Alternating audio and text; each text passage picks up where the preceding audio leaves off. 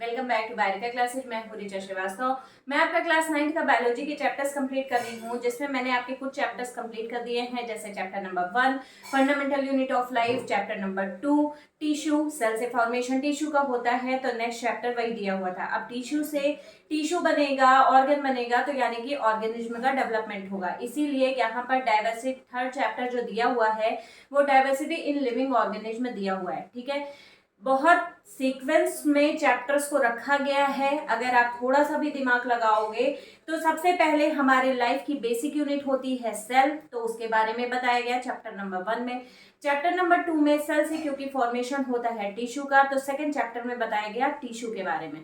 Third chapter में क्योंकि organism का डेवलपमेंट अब हो रहा है धीरे धीरे, तो इसलिए टिश्यू का फॉर्मेशन हो गया, टिश्यू से ऑर्गन का फॉर्मेशन हो गया, तो अब डेवलपमेंट किसका हुआ? ऑर्गेनिज्म का। तो इसीलिए थर्ड चैप्टर जो है आपका वो है डाइवर्सिटी इन लिविंग ऑर्गेनिज्म। इसका मतलब कितने तरीके के ऑर्गेनिज्म हमारे अर्थ पर पाए जा रहे हैं, उनमें से कौन से हमें पता है, कौन कौन से नहीं पता है, उनके कैरेक्टर्स के बेसिस पर उनको कई ग्रुप्स में रखा गया।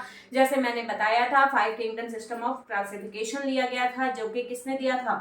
एरिस्टोटल ने। ठीक है, तो इस तरीके से क्लासिफिकेशन किया गया। पहला किंगडम था मोनेरा, दूसरा था प्रोटिस्टा, तीसरा फंजाई, चौथा था प्लांटी और पांचवा था एनिमेलिया, जिसमें से मैंने 4 किंगडम कंप्लीट कर दिया है। ये आपका 5वां किंगडम चल रहा है, किंगडम एनिमेलिया, जिसमें मैंने एनिमेलिया में भी बहुत सारी चीजें बताई थी। अभी लास्ट जो मैंने टॉपिक लिया था उसमें कुछ चीजें बताई थी। आज का ये दूसरा, क्योंकि जो एनिमेलिया है वो एक किंगडम है। अब एक किंगडम में भी कई टाइप के एनिमल हैं, तो उनको भी उनके कैरेक्टर्स के बेसिस पर अलग अलग फाइलम में रखा गया। ठीक है, तो पहला फाइलम जो था वो था फाइलम पोरीफेरा। जैसे प्लांटी को था, प्लांटी को उनके कैरेक्टर्स के बेसिस पर कई ग्रुप में डिवाइड किया गया था, जो कि डिवीजन में लेकर के डिवाइड किया गया था। ठीक है, लेकिन अब यहाँ पर क्या है, यहाँ पर डिवीजन नहीं बोलेंगे, यहाँ पर भी ग्रुप्स में क्लासीफाई किया गया है, तो उसे डिवीजन ना बोल करके उसे फाइलम में बोलते हैं। ठीक है, तो फाइलम, पहला फाइलम था फाइलम पोरीफेरा, जिसमें पोर्स लाइक और बॉडी थी ऑर्गेनिज्म की, तो उन्हें पोरीफेरा बोला गया। तो इस तरीके से पोरीफेरा के कैरेक्टर्स मैंने बताया था क्या होते हैं, इसमें कौन कौन से ऑर्गेनिज्म हैं।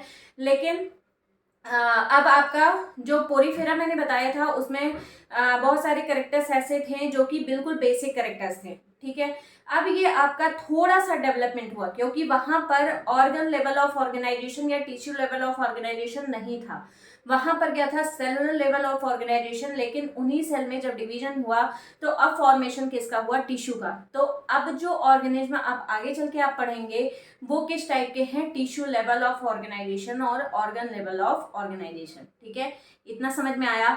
तो अब डेवलपमेंट हो गया हमारे पास tissue level of organisation body का। ठीक है, तो अब ये दूसरा जो फाइलम है वो है फाइलम सिलेंट्रेटा। फाइलम सिलेंट्रेटा को एक और नाम से भी जानते हैं, फाइलम नाइडेरिया के नाम से भी इसे जानते हैं। ठीक है, नाइडेरिया।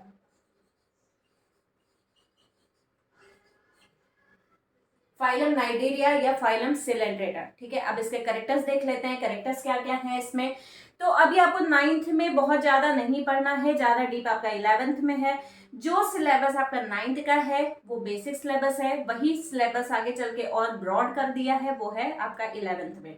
और जो 10th का सिलेबस है वही सिलेबस आपका 12th में दिया हुआ है। ठीक है, बस वही है कि जो बेसिक चीजें हैं वो 9th 10th में दी हैं और 11th 12th में उसको थोड़ा सा डिटेल में कर दिया है।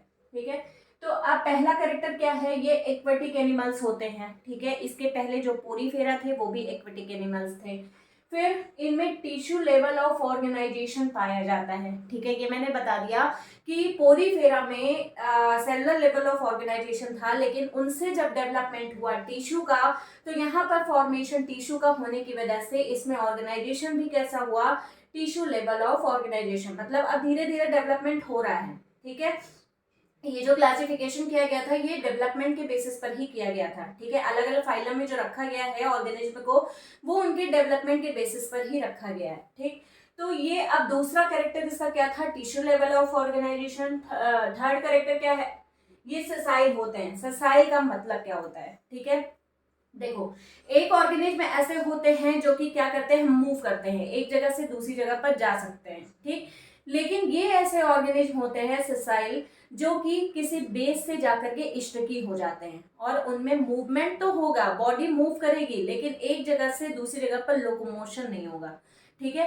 तो ऐसे ऑर्गेनिज्म को सेसाइल ऑर्गेनिज्म के नाम से जानते हैं। सेसाइल का मतलब क्या है कि जो किसी बेस से जाकर के चिपक जाए, ठीक है। जैसे एक तरीके से कह सकते हैं हाइड्रा भी होता है। हाइड्रा क्या करता है, एक बेस से जाकर के स्टिकी हो जाता है, ठीक है।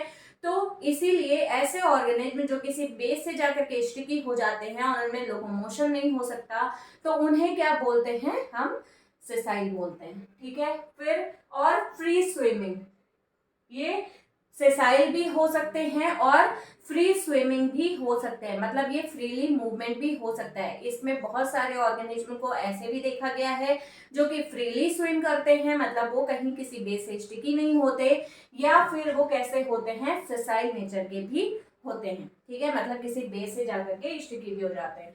रेडियली सिमेट्रिकल एनिमल्स होते हैं। रेडियली सिमेट्रिकल का मतलब मैंने बताया था आपको, ठीक है। एक होता है एसिमेट्रिकल, एक होता है सिमेट्रिकल। एसिमेट्रिकल मतलब जिनकी बॉडी जो है वो बराबर बराबर भागों में डिवाइड नहीं होती, ठीक है। सिमेट्रिकल का मतलब क्या हुआ कि जिनकी बॉडी बराबर भागों में डिवाइड हो जाती है, ठीक है। तो एक होता है बाइलैटरली सिमेट्रिकल, मतलब जिनकी बॉडी केवल दो भागों में डिवाइड हो, लैटरली काटा जाए तो वो दो भागों में केवल डिवाइड हो, तो उसे उस बॉडी को क्या बोलेंगे, जैसे मान लो ये मार्कर है मेरा, इसे ऊपर से अगर काटा जाए, इस तरीके से बीच से काटा जाए, तो ये दो ही भागों में तो डिवाइड होगा, तो इसीलिए इसे क्या बोलेंगे, बाइलैटरली सिमेट्रिकल, ठीक है।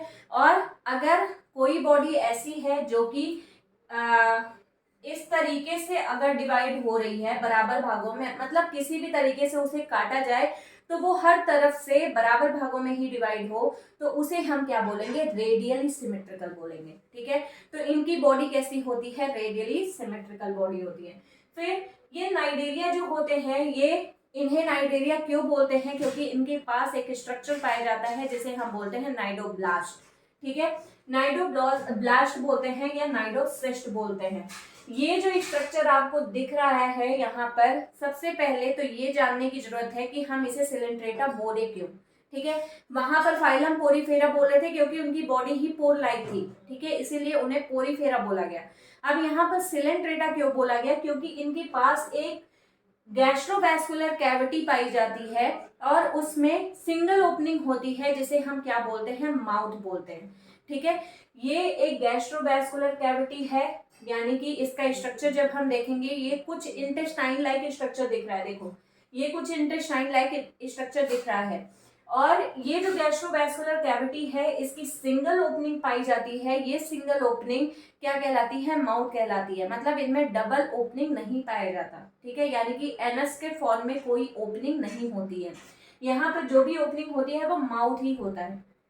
तो अब ये जो गैस्ट्रोवैस्कुलर कैविटी है, यहाँ पर जब इसके माउथ पर जब हम देखेंगे तो यहाँ पर कुछ फिंगर लाइक स्ट्रक्चर हमें दिखाई देते हैं जो कि क्या कहलाते हैं, टेंटिकल्स कहलाते हैं। इन्हीं टेंटिकल्स का जब माइक्रोस्कोप की हेल्प से जब हम स्ट्रक्चर देखते हैं तो हमें कुछ स्टिंगिंग कैप्सूल लाइक स्ट्रक्चर दिखाई देते हैं, जिसे हम क्या बोलते हैं, नाइडोसिस्ट या नाइडोब्लास्ट कहते हैं, ठीक है। इनका मेन फंक्शन क्या होता है, ये पहला तो लोकोमोशन में ये हेल्प करेंगे, मूवमेंट में ये हेल्प करेंगे, दूसरा ये बॉडी के प्रोटेक्शन में हेल्प करते हैं, और तीसरा ये किसी भी फूड मटेरियल को कैप्चर करने में इनका बहुत इंपॉर्टेंट रोल होता है, ठीक है। और ये साथ में इनको प्रोटेक्ट भी करने का काम करते हैं, ठीक है। इतनी चीजें जो सिलेंट्रेट्स होते हैं, इनका नाम ही इसी के बेसिस पर रखा गया, क्योंकि इनमें नाइडोसिस्ट पाए जाते हैं या नाइडोब्लास्ट पाए जाते हैं। ये नाइडोब्लास्ट एक स्टिंगिंग कैप्सूल लाइक स्ट्रक्चर होते हैं जो कि क्या करते हैं, इनमें लोकोमोशन में हेल्प करेंगे या मूवमेंट में हेल्प करेंगे, साथ में इनमें प्रोटेक्शन में भी इनका बहुत इंपॉर्टेंट रोल होता है, और ये फूड मटेरियल को कैप्चर करने में बहुत इंपॉर्टेंट रोल प्ले करते हैं। इसीलिए इन्हें सिलेंट्रेट्स को नाम दिया गया या सिलेंट्रेटा इनको बोला गया, ठीक है। अब इसका एग्जाम्पल देख लेते हैं। इसका एग्जाम्पल क्या क्या है, पहला एग्जाम्पल है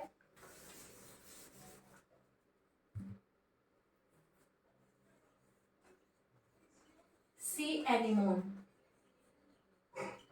और दूसरा एग्जाम्पल है ऑरेलिया।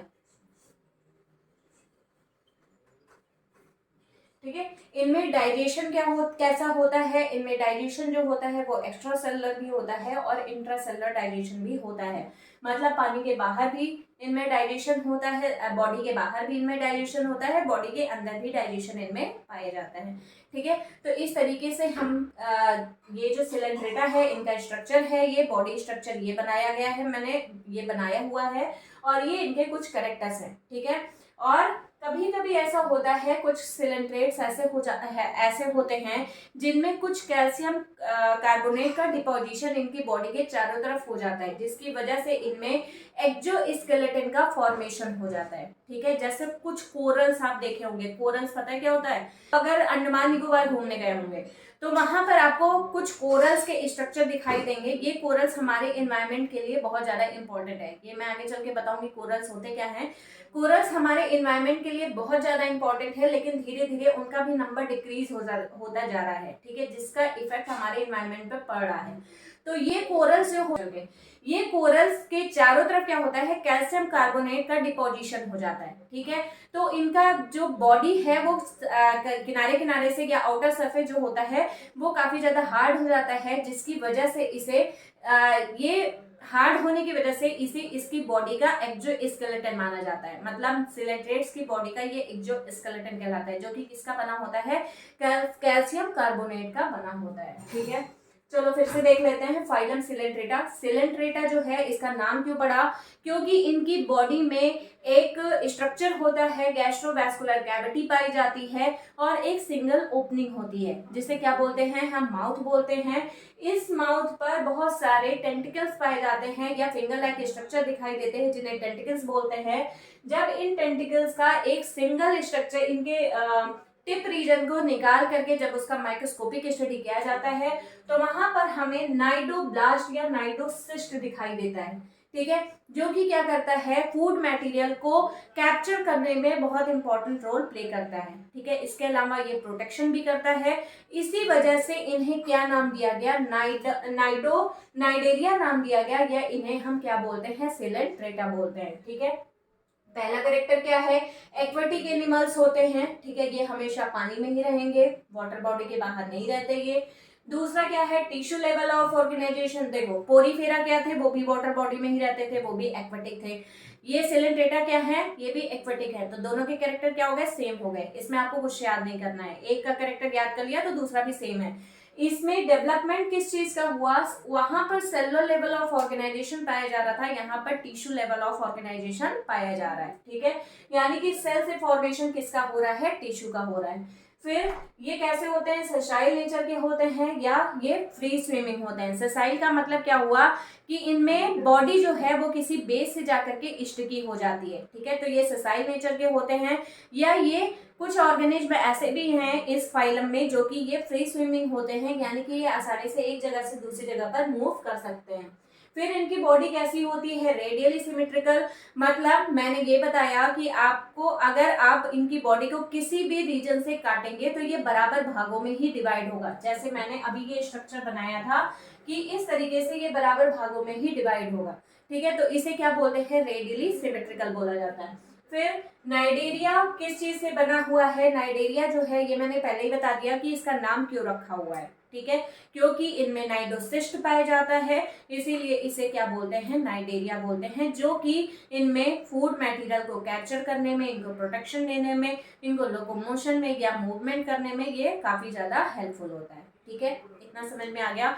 अभी इसमें आपके जो 9th क्लास में है उसमें बहुत ज्यादा नहीं डीप में दिया हुआ है, जो थोड़ा थोड़ा स्ट्रक्चर है वो नॉर्मल ही आपको नॉर्मली ही एक्सप्लेन किया हुआ है, तो इसलिए इतनी ही चीजें हैं जो कि आपको याद करनी है। बहुत सिंपल सा है, आप वाटर बॉडी में रहते हैं या कहाँ रहते हैं ये आपको लिखना है। फिर ये ऑर्गेनाइजेशन कैसा है, फिर ये कैसे होते हैं, फ्री स्विमिंग होते हैं या ससाइल नेचर के होते हैं, और उसके बाद इन्हें क्यों बोलते हैं नाइडेरिया या सिलेंट्रेट्स में इनको क्यों रखा गया है। ठीक है, इनको फाइलम सिलेंट्रेटा बोला ही क्यों गया, ये चीज आपको एक्सप्लेन करनी है। ठीक है, इसका एग्जाम्पल है सी एनिमोन और रेलिया। इसमें मैंने बताया कि डाइजेशन जो है वो कभी कभी बॉडी के बाहर भी होता है और बॉडी के अंदर भी होता है, ठीक है।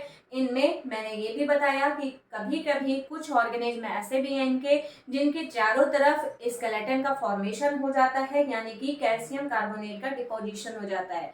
ये कैल्शियम कार्बोनेट का जो डिपोजिशन होता है ये क्या करता है, उनकी बॉडी को काफी ज्यादा हार्ड कर देता है, जो कि इसकी वजह से इन्हें क्या बोलते हैं, इनकी बॉडी कैसी हो जाती है, एक्सोस्केलेटन के फॉर्म में इनका जो आउटर लेयर होता है वो एक्सोस्केलेटन के फॉर्म में कन्वर्ट हो जाता है, ठीक है। तो इस तरीके से ये जो ऑर्गेनिज्म है ये कभी हार्ड भी हमें दिखाई देते हैं, वैसे तो ये किस नेचर के होते हैं, बहुत ज्यादा सॉफ्ट नेचर के, मतलब इनकी बॉडी कैसी होती है, बहुत ज्यादा सॉफ्ट होती है, ठीक है। तो अगर ये टॉपिक आपको समझ में आया तो बहुत अच्छी बात है, और अगर कहीं इस टॉपिक में कोई भी कंफ्यूजन है तो आप प्लीज़ मुझे कमेंट करिएगा, मैं उस कमेंट का रिप्लाई जरूर करूँगी या आपको फिर से वो टॉपिक एक्सप्लेन कर दूँगी, ठीक है। अगर आपको मेरे वीडियोस पसंद आ रहे हो तो प्लीज़ मेरे चैनल को लाइक करें, शेयर करें एंड सब्सक्राइब करें। Thank you.